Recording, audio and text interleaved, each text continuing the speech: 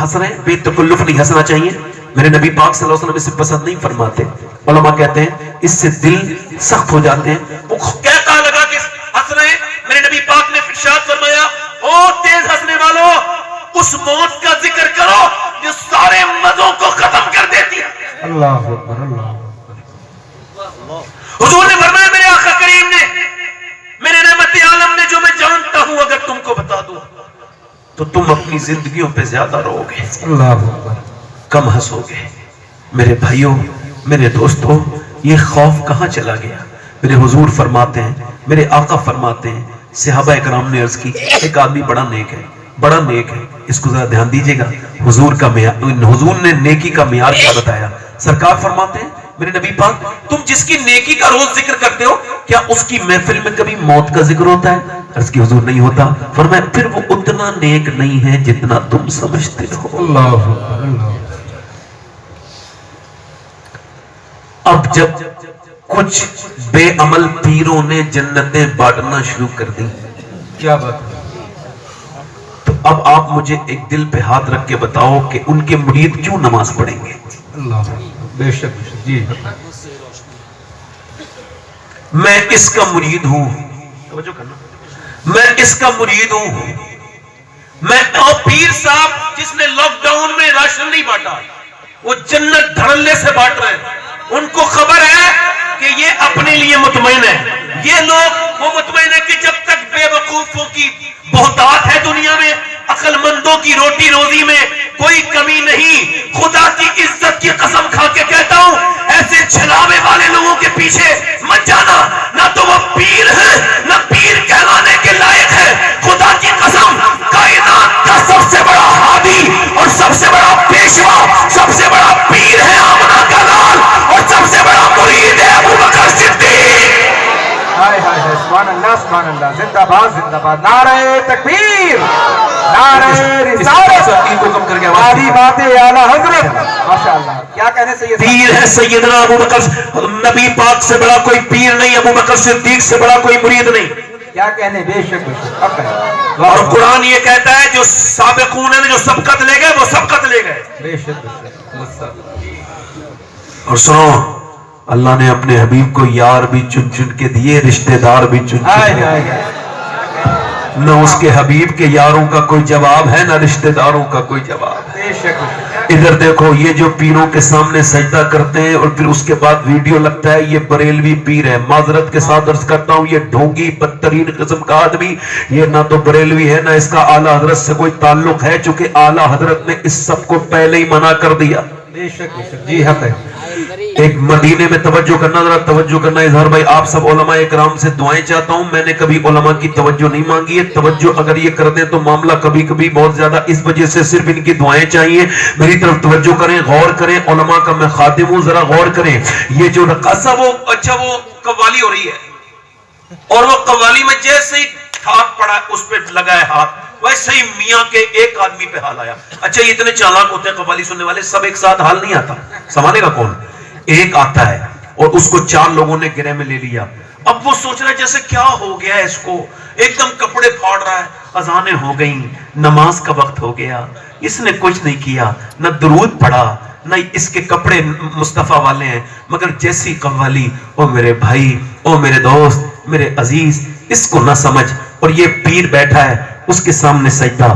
پیر کہہ نہیں سکتا میرے سامنے سجدہ کیوں کرتا ہے, مگر پیر صاحب بھی گونگا شیطان بنا بیٹھا ہے. یہ پیر نہیں ہے, یہ جاہل ہے. ایک اونٹ پاگل ہو گیا, اونٹ پاگل ہو کے مار رہا تھا لوگوں کو. تو صحابہ کرام نے عرض کی, حضور ایک اونٹ نے مدینے میں بڑا پریشان کر رکھا ہے. سرکار گئے, وہ حضور کی طرف کو بھی دوڑا. سنو ٹھریا والوں, جب وہ حضور کی طرف کو دوڑا تو صحابہ کے دل دھڑکنے لگے کہ نبی کو تکلیف نہ پہنچائے.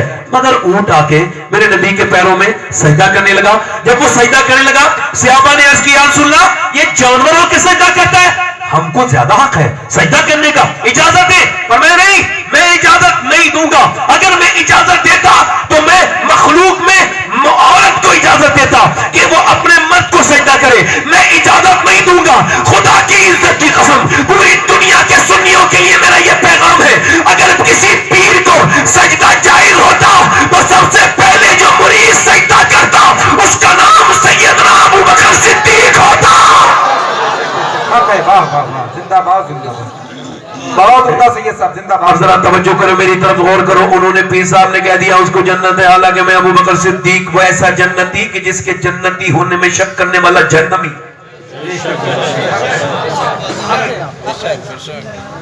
जन्नत अबू बकर सिद्दीक, हुजूर फरमाते 8 दरवाजे हैं जन्नत के, मगर मेरे अबू बकर के लिए हर दरवाजा ख्वाहिश करेगा कि मेरे अंदर से गुजर जाए।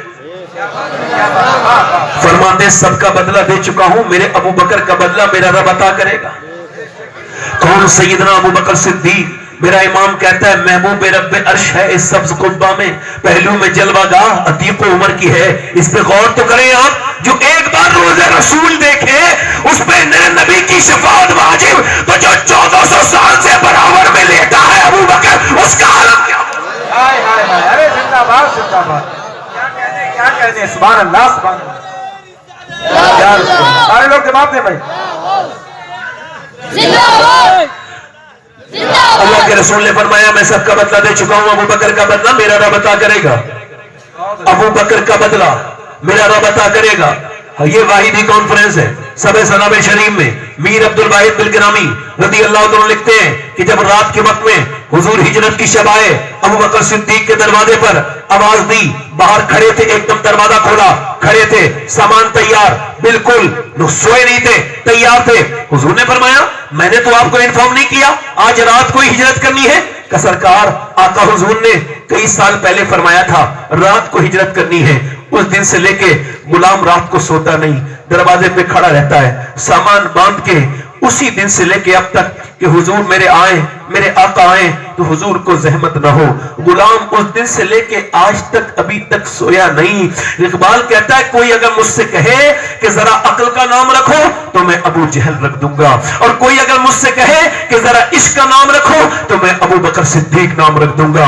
कौन अबू बकर सिद्दीक? जरा तवज्जो तो करें। मेरे नबी पाक सल्लल्लाहु अलैहि वसल्लम जब हिजरत की शब निकल के मदीने से आप हिजरत कर रहे मक्के से मदीने के लिए, तो हजरत अबू बकर सिद्दीक कभी हुजूर के आगे चलते, कभी पीछे चलते, कभी आगे चलते, कभी पीछे चलते। हुजूर ने फरमाया कभी अबू बकर आगे पर चल जाते हो, कभी पीछे। अर्ज की या रसूल अल्लाह, बात यह है कि जब मेरा डर लगता है मेरे दिल को कि आगे से दुश्मन हमला करेगा, तो गुलाम आगे खड़ा हो जाता है कि पहला हमला गुलाम पर होना चाहिए, पहले गुलाम की जान पर आए, उसके बाद पीछे को आ जाता हूं कि पीछे से हमला ना हो जाए। हजरत अबू बकर सिद्दीक चलते चले जा रहे हैं। तवज्जो करें, 5613 फीट ऊंची पहाड़ी है जिसको जबले सौर कहते हैं। और मेरे भाइयों वहां कोई चढ़ता है तो 5, 6, 7, 8 नहीं 20 जगह बैठ के चढ़ता है। हुजूर चल रहे अपने पंजों के बल। हजरत अबू बकर सिद्दीक एक गहरे जिस्म के इंसान है। हजरत अबू बकर सिद्दीक पीछे पीछे हुजूर अकबर सल्लल्लाहु अलैहि वसल्लम के देख रहे। हुजूर के जो मुबारक पंजे हैं, हुजूर की उंगलियां मुबारक जो है ना, उनके अंदर खून निकलने लगा। अबू बकर सिद्दीक ने कहा हुजूर आप मेरे कांधों पर सवार हो जाए, मेरे मुस्तफा जान रहमत आप मेरे कांधों पर सवार हो जाए। अबू बकर सिद्दीक के कांधों पे हुजूर सवार हुए। तकरीबन 5500 फीट की पहाड़ी पर मेरे नबी पाक को आला हजरत ने लिखा है बगैर किसी सांस लिए हजरत अबू बकर सिद्दीक 5500 फीट पर हुजूर को लेकर के चढ़ गए। उसके बाद वहां पे जितने भी सुराख थे बंद किए, खारे सौर को बिल्कुल साफ किया। अर्ज की हुजूर अंदर तशरीफ लाए। इसका मतलब साफ है। शेखुल इस्लाम ख्वाजा कमरुद्दीन सियालवी फरमाते थे कि अबू बकर ने गार को साफ करके दुनिया को यह पैगाम दे दिया कि जब तक अबू बकर किसी के दिल में नहीं आएगा, मुस्तफा भी उसके दिल में नहीं आएंगे। अबू बकर सिद्दीक रज़ियल्लाहु तआला अन्हु ने जितने भी सांप के वो सांप के जितने भी सुराख थे बंद कर दिए। अब उलमाए नफ्सियात की बात सुनो, अब साइकियाट्रिक जो स्कॉलर्स हैं उनकी बात सुनो। वो कहते हैं कि जब कोई सांप किसी को काटता है तो वो अपना पैर पीछे करता है, हाथ पे काटता है पीछे करता है। मगर अबू बकर सिद्दीक की फितरत ही खत्म हो गई थी कि जब उनको सांप ने काटा तो उन्होंने पीछे नहीं किया और आगे लगा दिया। सुभान अल्लाह सुभान अल्लाह, जिंदाबाद, और अपना पांव आगे कर। हाय हाय हाय, क्या कहने। हजरत उमर कहते थे अबू बकर सारी नेकियां ले लो, वो अबू बकर सिद्दीक मुझे वो नेकी दे दो।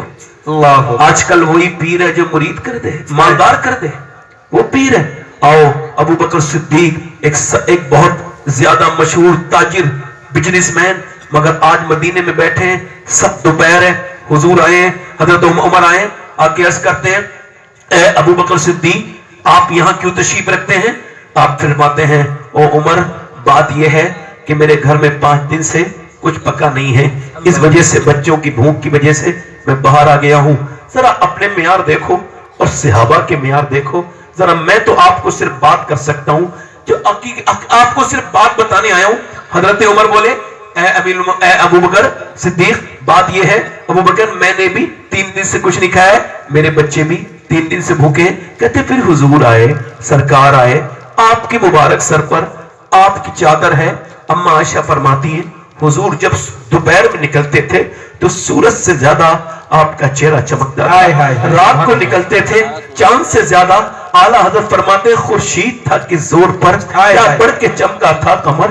اے مدینے کی گلیوں تمہیں تو یاد ہوگا حضور جب چلتے ہوں گے یہ تو طیبہ کی محبت کا اثر ہے، ورنہ کون روتا ہے لپٹ کر در و دیوار کے ساتھ۔ حضرت ابو بکر صدیق کے نزدیک آئے، دونوں غلاموں کے سر پہ ہاتھ رکھا، بیٹھ گئے۔ فرمایا ابو بکر کیسے دوپہر میں باہر آئے ہو؟ عمر تم کیسے آئے ہو؟ حضرت عمر عرض کرتے حضور میں نے 3 دن سے کچھ کھانے میں پکا نہیں ہے، اس وجہ سے باہر آ گیا ہوں۔ اے ابو بکر تم؟ عرض کرتے حضور میں نے 5 دن سے میرے گھر میں کچھ نہیں پکا۔ حضور تشریف لے کر کے آئے اور فرمایا میرے ابو بکر 5 دن، عمر تم نے 3 دن سے، آج تمہارے نبی کو 9 دن ہو گئے، میرے پیٹ سے 2 پتھر بندے، میں نے آج 9 دن سے کچھ نہیں کھایا۔ پھر ایک جگہ پر دعوت ہوئی، دعوت میں سرکار تشریف لے گئے، روٹیاں تیار ہوئی، حضور نے ایک روٹی پر چند بوٹیاں رکھ کے کسی سے کہا جاؤ یہ میری بیٹی فاطمہ تک پہنچا کے آؤ۔